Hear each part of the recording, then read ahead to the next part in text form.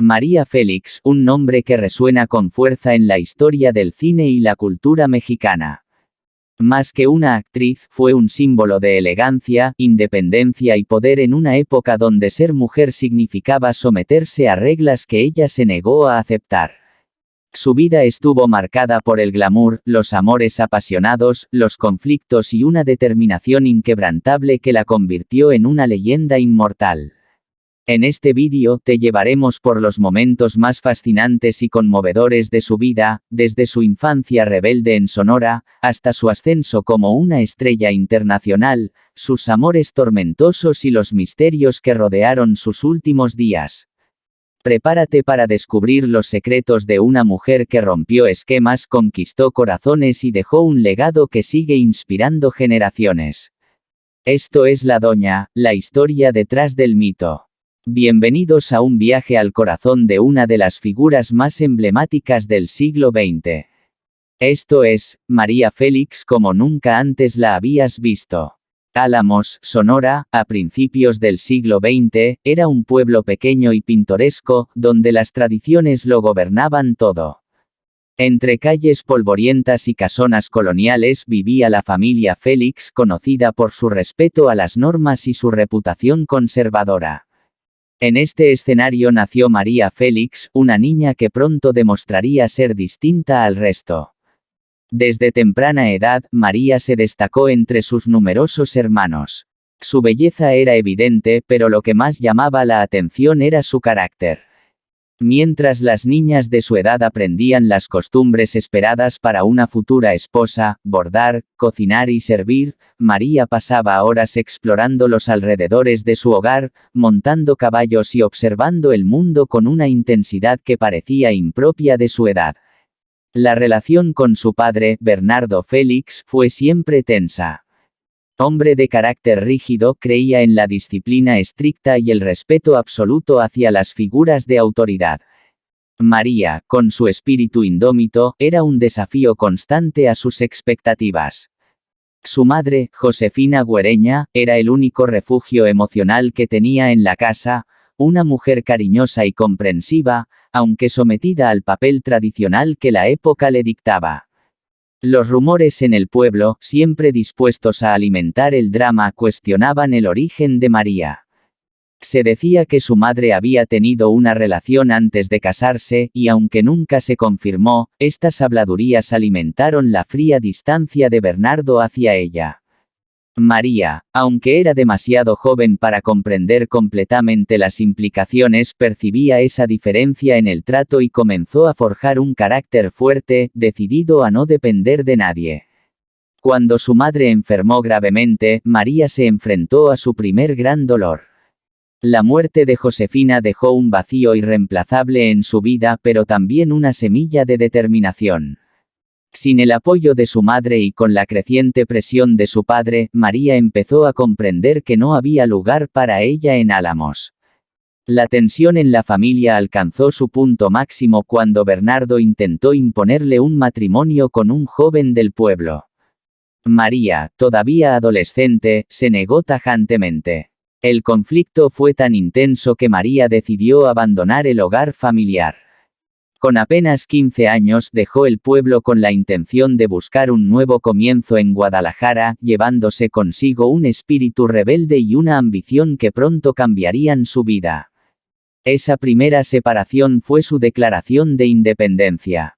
Desde entonces María supo que el único camino era el suyo, que debía construirse a través del rechazo a las imposiciones y con la fuerza de su propia voluntad.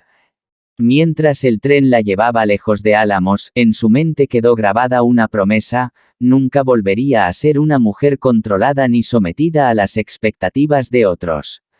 El bullicio de la Ciudad de México en los años 40 era un contraste absoluto con la tranquilidad de Álamos. Edificios imponentes, automóviles ruidosos y gente apurada llenaban las calles, una sinfonía de caos y oportunidad. Para María Félix, la llegada a esta metrópoli fue como entrar en un mundo completamente nuevo, pero también una prueba de supervivencia. Sin dinero ni contactos, comenzó a trabajar en una tienda de sombreros, aprovechando su belleza y porte para atraer clientes. A pesar de las dificultades, María siempre fue consciente de su magnetismo. Su figura esbelta, sus ojos intensos y su andar seguro llamaban la atención en cualquier lugar al que iba. Fue precisamente durante un paseo por la ciudad que la suerte golpeó a su puerta. Un director de cine, cautivado por su presencia, la detuvo en la calle y le ofreció una oportunidad en el cine.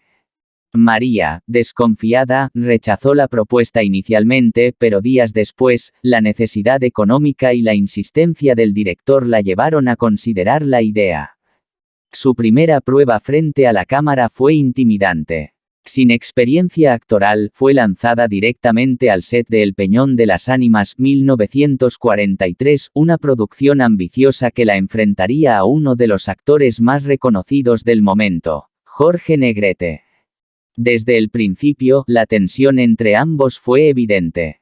Negrete, acostumbrado a trabajar con actrices consolidadas, no ocultaba su desprecio hacia la debutante. Para él, María era una intrusa, una figura decorativa sin el talento necesario para estar en la pantalla grande. A pesar de las críticas y los comentarios hirientes, María enfrentó el reto con una determinación feroz. Observaba a los actores más experimentados, aprendía de sus movimientos y estudiaba cada línea de su guión con una intensidad casi obsesiva. Su objetivo no era solo completar la película, sino demostrar que merecía estar ahí. El estreno de El Peñón de las Ánimas fue un éxito inesperado. Aunque muchos destacaron el trabajo de Negrete, fue María quien acaparó la atención del público y de la prensa. Su presencia en pantalla era magnética, llena de fuerza y misterio. Por primera vez, México conoció a quien más tarde sería conocida como la Doña. Sin embargo, la fama no llegó sin costo. La industria cinematográfica de la época era controlada por hombres que no veían con buenos ojos a las mujeres independientes. A María se le ofrecían papeles secundarios, personajes sumisos o decorativos, pero ella rechazaba categóricamente cualquier proyecto que no la posicionara como una figura fuerte. Esto le valió la reputación de ser difícil, un estigma que no hizo más que fortalecer su decisión de abrirse camino en sus propios términos. Al mismo tiempo, su vida personal comenzó a mezclarse con su ascendente carrera. Agustín Lara, uno de los compositores más famosos de México, se enamoró de ella tras verla en pantalla. Lara la cortejó con serenatas y cartas apasionadas, ganándose finalmente su corazón. Sin embargo, la relación fue tormentosa. Lara, un hombre talentoso pero celoso, intentaba controlar cada aspecto de la vida de María. A menudo cuestionaba sus decisiones profesionales y la acusaba de ser demasiado ambiciosa. La relación culminó en el matrimonio, pero los conflictos no cesaron. Aunque Lara escribió la icónica canción, María Bonita, como una declaración de amor eterno, detrás de las puertas cerradas la relación estaba llena de peleas y reconciliaciones dramáticas. María comenzó a notar que las expectativas de Lara y de la industria cinematográfica no coincidían con su visión de sí misma. Se dio cuenta de que, aunque el mundo la aclamaba, estaba atrapada en un papel que no deseaba, el de una mujer subordinada al control de otros.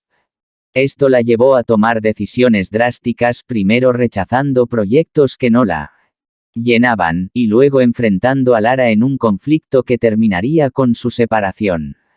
Los años 50 y 60 fueron el apogeo de la carrera de María Félix, un periodo de gloria en el que se consolidó como una de las actrices más icónicas de la época de oro del cine mexicano. Su nombre era sinónimo de elegancia, poder y magnetismo. En cada película, María no solo interpretaba a mujeres fuertes e independientes, sino que reflejaba su propia esencia, una mujer que no se doblegaba ante nadie. Sin embargo, detrás del glamour y el éxito, su vida personal y profesional estaba llena de tensiones, conflictos y pérdidas que marcaron su espíritu. María Félix no se conformó con conquistar México. A medida que su fama crecía, las propuestas del extranjero comenzaron a llegar. Francia, Italia y España quedaron fascinados por su presencia, y trabajó con directores de renombre en películas como La Bella Otero y French Cancan. En Europa, María se codeó con la élite cultural y artística, convirtiéndose en una figura de admiración para diseñadores como Christian Dior y Cartier, que incluso diseñó una joya exclusiva para ella, un collar de serpientes que se volvió legendario. A pesar de su éxito internacional, María mantuvo su postura firme contra Hollywood. Las ofertas llegaron, pero las rechazó todas. Los papeles que le ofrecían eran estereotipos que denigraban a los latinos, y María se negó a aceptar un rol que no estuviera a la altura de su dignidad y talento. Este rechazo, aunque aplaudido por muchos, la colocó en el punto de mira de críticos que la tildaban de arrogante. El cine mexicano de la época estaba dominado por hombres que manejaban el poder y las decisiones. María, con su carácter decidido, enfrentó esta estructura con valentía. Descubrió que a menudo se le ofrecía un salario menor que a sus compañeros masculinos, a pesar de ser la figura más destacada en sus películas. No dudó en exigir igualdad, generando tensiones con productores y directores. Su determinación la llevó a ser etiquetada como difícil y exigente, pero esto no hizo más que consolidar su reputación como una mujer que no se dejaba intimidar. Mientras su carrera florecía, su vida personal comenzaba a fracturarse. Su único hijo, Enrique Álvarez Félix, crecía alejado de ella, primero en internados y luego en su propio mundo. Enrique admiraba a su madre, pero también sentía el peso de vivir a la sombra de una figura tan imponente. La distancia emocional entre ambos se hizo evidente, y aunque María intentó acercarse, la relación estuvo marcada por altibajos. En su vida sentimental, María enfrentó más desafíos. Tras la muerte de su esposo Jorge Negrete en 1953, con quien había encontrado cierta estabilidad emocional, quedó devastada. Aunque vivió romances posteriores, ninguno logró llenar el vacío que dejó esta pérdida. María comenzó a encerrarse en su independencia, viendo las relaciones como una amenaza a su libertad. Durante esta etapa, María comenzó a enfrentar problemas de salud que mantuvo en secreto. Una afección dermatológica que amenazaba con afectar su icónica imagen, la llenó de miedo y ansiedad. La presión por mantener su belleza y perfección la llevó a someterse a tratamientos dolorosos y exigentes, mientras seguía cumpliendo con su agenda profesional. En su interior también luchaba con episodios de depresión que intentaba ocultar tras una fachada de fortaleza. El constante escrutinio público, las críticas y los ataques personales comenzaron a pasar factura. María se refugió en su trabajo, convirtiendo cada papel en una especie de batalla personal contra las expectativas y los prejuicios. En 1959, María protagonizó La Cucaracha, una película que marcó un hito en su carrera.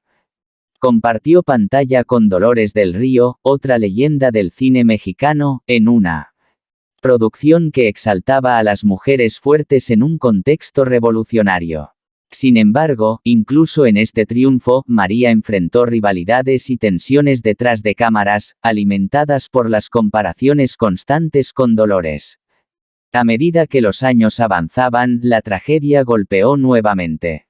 Su hijo Enrique, ahora un joven adulto, se alejó aún más de ella, buscando su propio lugar en el mundo. Aunque Enrique decidió seguir sus pasos en la actuación, la relación entre ambos nunca fue completamente cercana. María sentía que había fallado como madre, pero también sabía que su vida nunca habría permitido otro camino. María Félix en la cima de su carrera, pero cada vez más consciente del precio que había pagado por ser la doña. En su mansión en la Ciudad de México, rodeada de joyas, arte y premios, reflexionaba sobre lo que había logrado y lo que había perdido.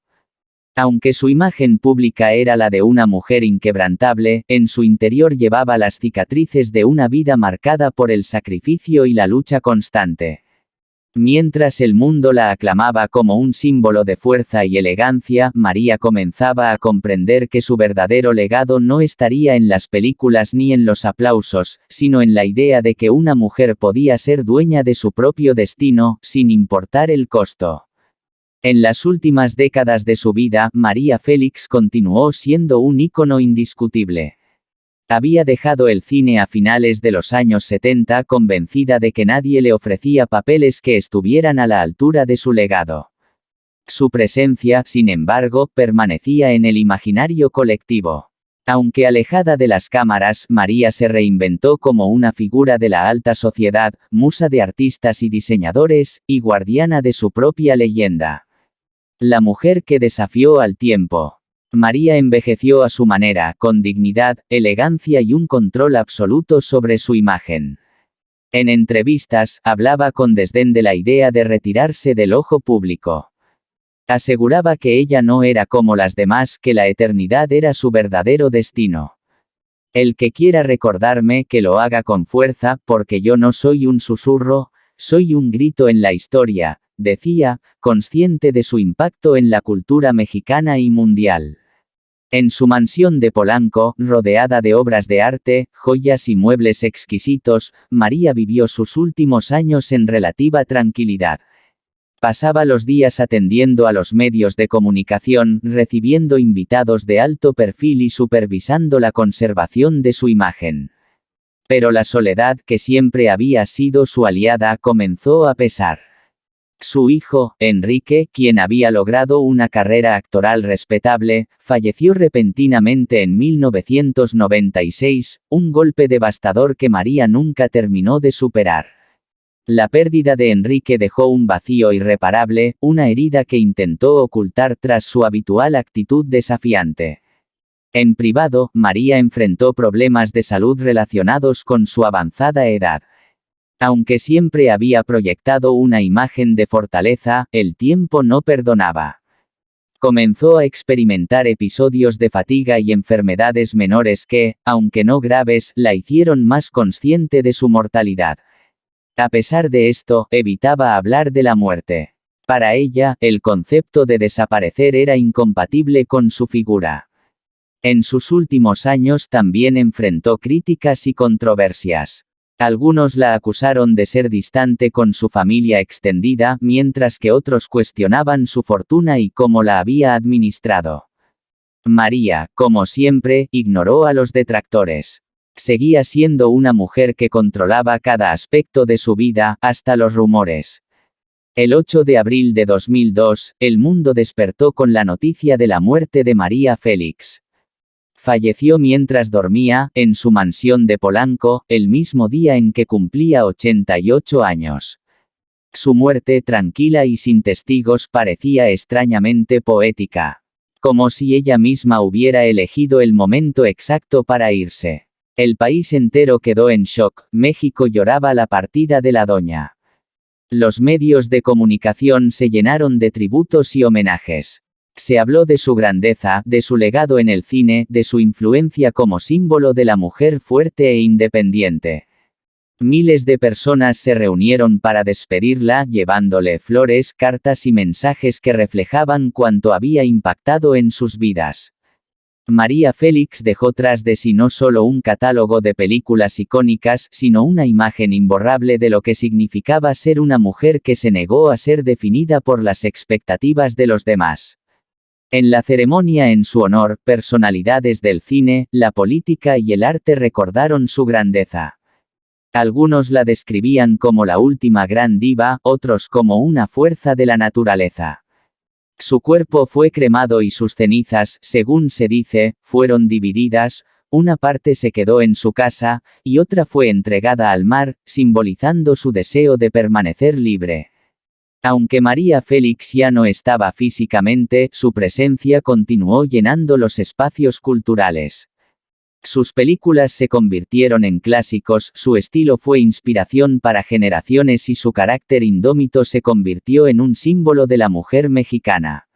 Hasta aquí el video de hoy. Si te gustan este tipo de videos te invito a que te suscribas y actives la campana de notificaciones para que seas la primera persona que se entere cuando esté subiendo un nuevo video. Esto es, Historias y Traiciones. Nos vemos en un próximo video.